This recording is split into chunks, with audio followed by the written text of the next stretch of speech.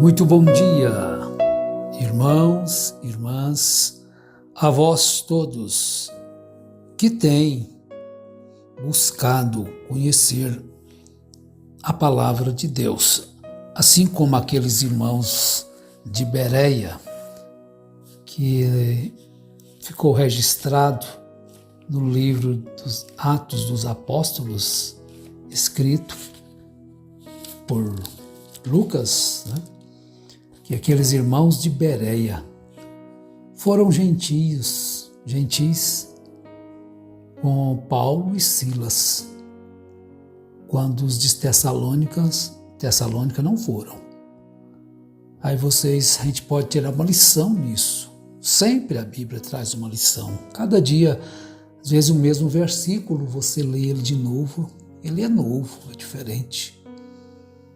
Eles não foram gentis, não foram nobres com Paulo e Silas, mensageiros de Deus, o apóstolo dos gentios.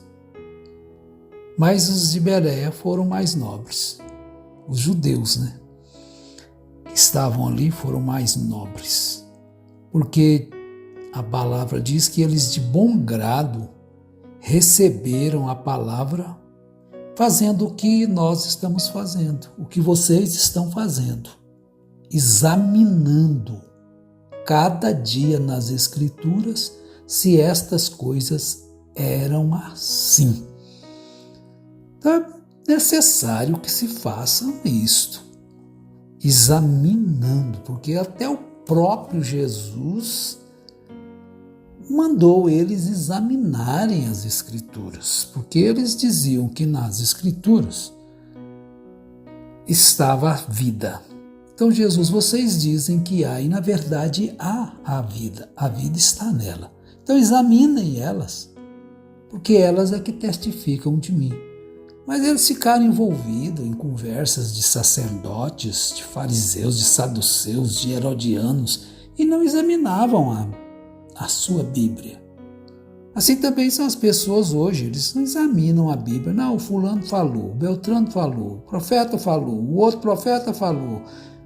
Então não examinavam, mas eles examinaram para ver se realmente era daquele jeito. Então vocês continuem fazendo isso, examinem as Escrituras. E Jesus disse, errais, não conhecendo as Escrituras. Bom, verso 9 de 1 Tessalonicenses, capítulo 4. Quanto, porém, à caridade fraternal, não necessitais de que vos escreva, visto que vós mesmos estáis instruídos por Deus que vos ameis uns aos outros. Porque também já assim o fazeis para com todos os irmãos que estão por toda a Macedônia, e exortamo-vos, porém, que ainda nisto abundeis cada vez mais. Veja bem o conselho de Paulo, a exortação. Exortamo-vos, porém, a que ainda nisto abundeis cada vez mais. Em que, Paulo? Que os irmãos deveriam abundar. Quer dizer, crescer, melhorar, aperfeiçoar no amor, na caridade fraternal. Quanto, porém, à caridade fraternal. Não vou trazer um sermão, Paulo dizendo, para vós, uma carta só para falar sobre a caridade fraternal, visto que vós mesmos estáis instruídos quanto a isto. Ajudar aos necessitados. Nós não temos uma congregação. Vocês também não têm. Os que ouvem, a maior parte dos que nos ouvem, eles não têm um local para congregar. E sonham e desejam ter. Quando muitos têm, pode e não o fazem. Por quê? Eles perderam isto que estava abundando nos irmãos tessalonicenses. caridade fraternal. E eles estavam praticando aquilo pela instrução de Deus. Pela instrução de Deus. Depois nós vamos falar também um pouquinho sobre o que é mais importante. Tem muitas coisas importantes na vida. Se você fizer uma lista aí, moça, moço, pai, mãe, anciãos, de coisas importantes, até mesmo os anciãos. Mas só as crianças, que os jovens, os adolescentes, que têm uma vida para frente. Mas quem sabe quantos anos vai viver um adolescente e um ancião? Quantos adolescentes perdem a vida antes de um ancião? Então não se faz necessário termos em mente e buscarmos aquilo que é mais importante, como Jesus disse em Mateus capítulo 6. Tem muitas coisas que nós devemos buscar com afinco, com resolução, com perseverança. A pessoa não tem uma casa, um lote para construir a casa. Ele tem que buscar com perseverança e ser ajudado, às vezes, pelos demais irmãos. Assim a igreja primitiva agia, fazia. Mas não é nosso assunto agora o que é mais importante. Depois falaremos sobre isso. Mas porque já se o fazeis, para com todos os irmãos que estão por toda a Macedônia. Então havia uma coletividade de ajudar os irmãos de toda a Macedônia. Não era só aqueles que eles amavam, conheciam, que gostavam deles ali. Fazia um favor para eles, ajudava a carregar alguma coisa, a dificuldade da casa, mas por toda a Macedônia.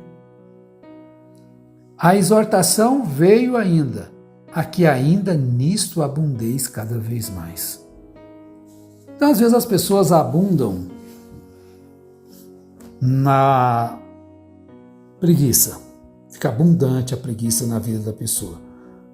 Quanto à leitura da palavra, quanto à oração, quanto ao louvor. E quanto menos você faz estas coisas, infelizmente, menos você vai ter vontade de fazer. Porque você vai arrumar outra coisa para colocar no lugar deste tempo que você vai gastar, ou melhor, aproveitar para a leitura da palavra. Um versículo, 2, 10, 20, 30, todos os dias. Não ler apenas 20 capítulos da Bíblia hoje. Leia e medite. Se você ler só 5, 3, 2, às vezes num só. Às vezes eu paro aqui, fico em 2 versículos e não passo para o seguinte. E o tempo se vai. E vocês sabem, sempre em torno de 17 minutos nosso tempo convosco.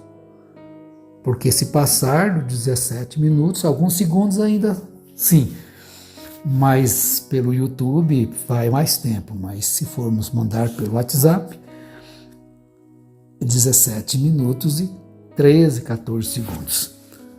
Agora veja bem, abundar cada vez mais na ajuda ao próximo, na ajuda a si mesmo,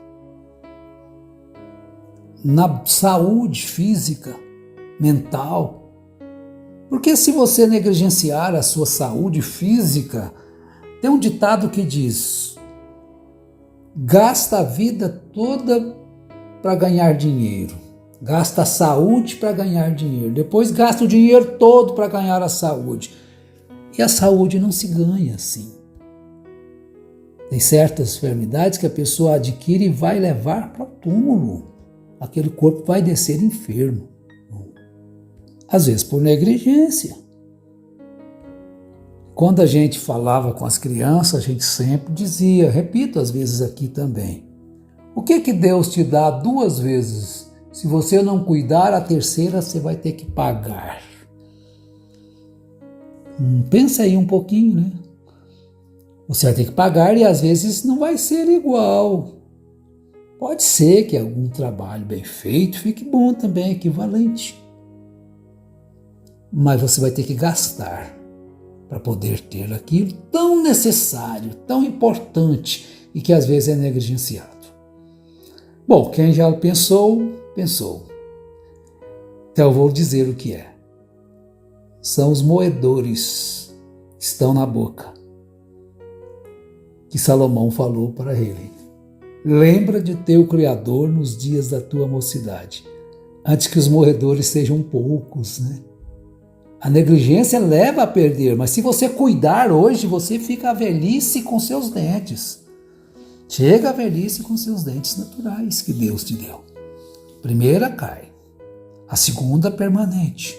Cuida, não seja negligente, abunde em cuidado para com seu corpo, com a sua mente e especialmente com a sua alma.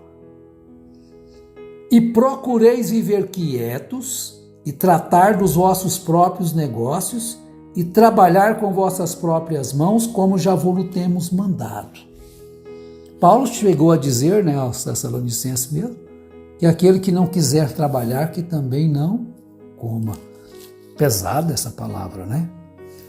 Mas ela é necessária, porque a pessoa acostuma a ficar sem trabalhar, a depender sempre dos outros quando ele é sadio.